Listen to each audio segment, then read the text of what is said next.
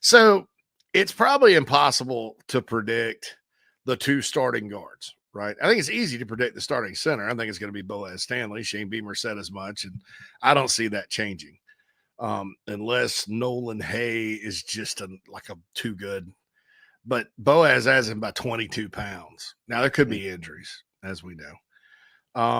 But the two guards, because and John Whittle had an update on the bigspur.com. It's a free article if you want to go read it about where Big Tree is going to play. So we don't know. And I said this on the show the other day. I thought tackle may be where he stays. Lonnie Teasley's comments to Whittle did not really say one way or the other. I think what could happen, the whole fan base wants to put Case and Henry on the bench, or most of it. But you have to keep in mind, too, he's also competing with Josiah Thompson. I know it sounds like sacrilege to say someone could beat Josiah Thompson out, but remember, Big Tree started at left tackle his true freshman year as well. Right. And I think Josiah, I haven't heard anything negative about him. I'm assuming he's gotten bigger, stronger. I heard he's around 315 now, and good for a true freshman last year, but Big Tree's also really good. And so if he's better, maybe he'll start at left tackle. I still haven't projected at left guard just because I think that's how it'll shake out. I don't know, though. So it's impossible to say two.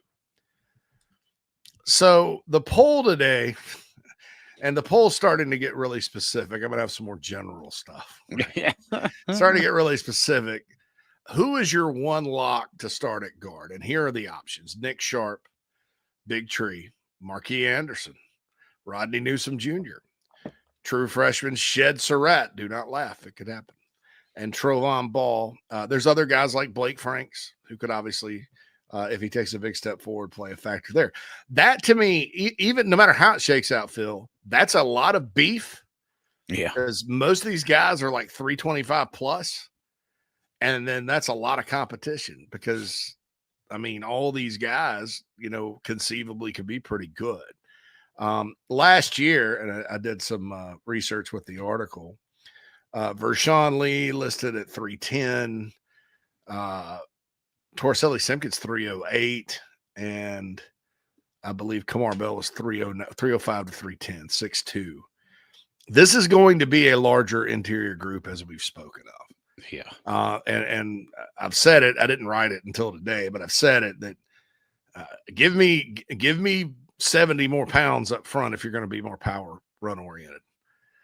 Not that I say that saying, I don't think that these guys being 310 pounds instead of 330 last year made a hill of beans. I don't think that was a factor, but this offensive line this year, forget last year, this year, I'll take that. But I voted for Ball just because of some things I've picked up on him. The guy started 9 games as a true freshman, did not play a whole lot last year, Phil. That was my guy. But, Tree and Sharp and Anderson and even Surratt, I like that. Shed Surratt. Seriously, man, the guy was newcomer of the newcomer of the spring for the offense. All those new guys they brought in, all the receivers, he was better than all of them, according to the award, which doesn't always mean everything. But Shed Surratt's going to be a great player. So, but that's who I picked was Trovon Ball. I took the, in Rocky IV, they say there's no easy way out. There was today. I took Ball. Yeah, Ball is and he is running away with it at 54% of the vote here. But I went Marquis Anderson, JC. I just think that if we're really 100% with that back, then he has what it takes to be solid beef in the middle of that offensive line. And having been here, because this will be his third full year in the program, fourth.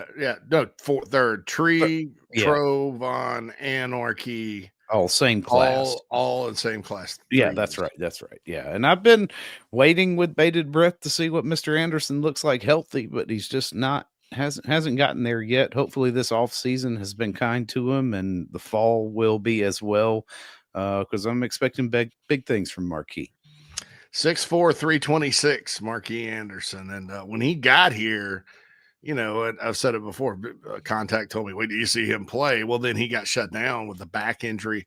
Back injury for an offensive lineman is almost catastrophic. And I don't think, what I mean, he got in and saw 45 snaps last year. He played 12 games on special teams, played a lot of special teams. Yeah. I don't think he was ready to go out there and go to battle down in and down out. I think he may be able to compete this year. The question's going to be, is Nick Sharp better? Is Big Tree better? Is Shed Surratt better? Is Trovon Ball better? I mean, the key is play the best guys, best five, play your best five. And I think they'll do that. I think last year, regardless of, maybe some opinions out there, they did play their best five. I thought, that as much as they collectively struggled, the position I was kind of up in the air about was left guard, but like RLE asked in the chat box, Nana Sports chat box, why didn't Ball play more last year? It was interesting. I kind of call it the early Spurrier depth chart issue, where because everybody, last year, and I think this was intentional because they were doing a lot of these, option-based old style Houston Nutt things. Y'all remember Houston Nutt at Arkansas, Darren McFadden and those guys before Malzahn got there. It's basically Houston Nutt's offense. Dowell Loggins implemented a lot of that. And my understanding is it's a little complex for your offensive line. Like it's something where you got to hit your steps and all that. It's college offense, not a pro offense. There wasn't a mad scientist thing going on, but so I think in the interest of that, what they did was they said no cross training.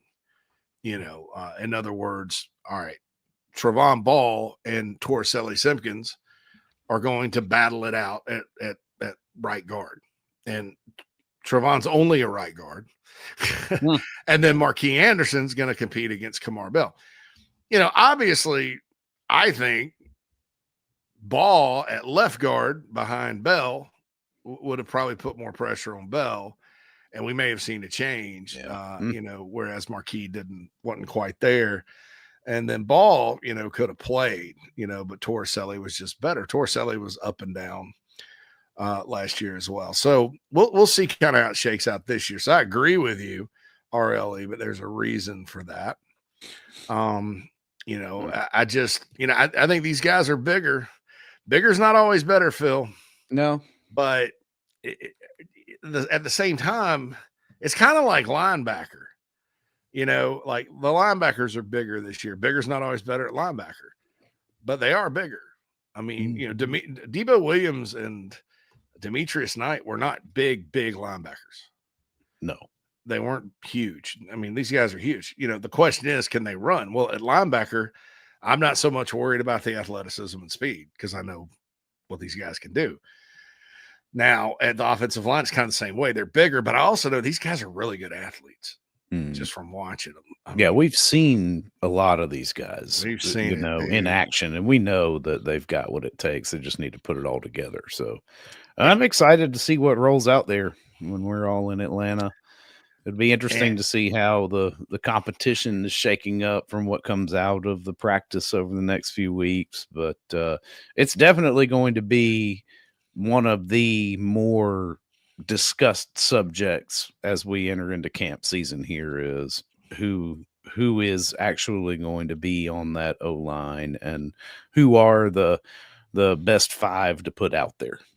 Yeah, I guarantee not everybody's going to be happy. JC and Mad Dog Mully